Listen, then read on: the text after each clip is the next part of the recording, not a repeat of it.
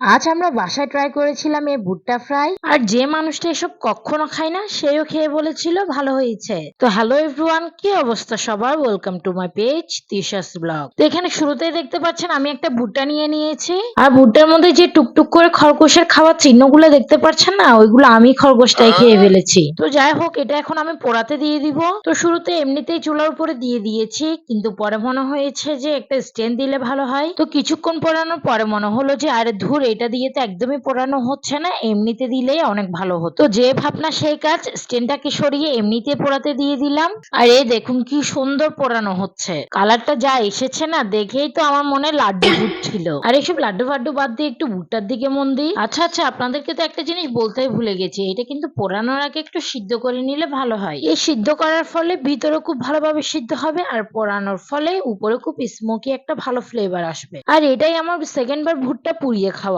প্রথমবার যখন ভুট্টা পুড়িয়ে খেয়েছিলাম তখন সিদ্ধ না করে পুড়িয়ে খেয়েছিলাম, আর তখন ভালোভাবে ভিতরে সিদ্ধ হয়নি। তাই এবার আগে সেদ্ধ করে নিয়েছি, তারপরই পোড়াতে দিয়েছি। তাই আমি আমার এক্সপিরিয়েন্স থেকে বলছি, আগে সিদ্ধ করে নিবেন তারপরই পোড়াতে দিবেন। যদি হয় মাটির চুলা তাহলে কিন্তু ভিন্ন ব্যাপার, মাটির চুলাতে কিন্তু না সিদ্ধ করে তারপরও পোড়ালে হবে। আর মাটির চুলায় কিন্তু পুড়িয়ে খাওয়ার মজাই আলাদা, একটা আলাদা স্মোকি ফ্লেভার আসে। আর আমার খুব ইচ্ছে মাটির চুলায় একদিন এই ভুট্টা পুড়িয়ে খাবো, কারণ মাটির চুলায় যে কোনো কিছু পুড়িয়ে খাওয়ার স্বাদই অন্যরকম। তবে দেখা যায় আমরা সচরাচর সবাই বাসা বাড়িতে থাকি, আর এখানে মাটির চুলাই বা কোথায় পাবো, তাই গ্যাসের চুলা দিয়ে কাজ চালিয়ে নিতে হয়। আর একটা কথা বলে রাখা ভালো যে আপনারা কিন্তু পুরো প্রসেসিংটাই লো ফ্লেমে করে রাখবেন। যদি একদম হাই ফ্লেমে রান্না করেন তাহলে কিন্তু এটা পুড়ে যাওয়ার সম্ভাবনা থাকবে। তো এই তো আমার পোড়ানো শেষ, এখন হচ্ছে খাওয়ানোর পালা। আর দেখতেই পাচ্ছেন আমি কত মজা করে খাচ্ছি। আর অন্য পাশ থেকে আমার জামাই বলছিল এইসব ছাইপাশ কি খাচ্ছ তুমি? আমি বললাম একবার খেয়ে দেখো না এইসব ছাইপাশ কেমন লাগে। আর সে বলল দাও তো দেখি, একবার খেয়ে দেখি।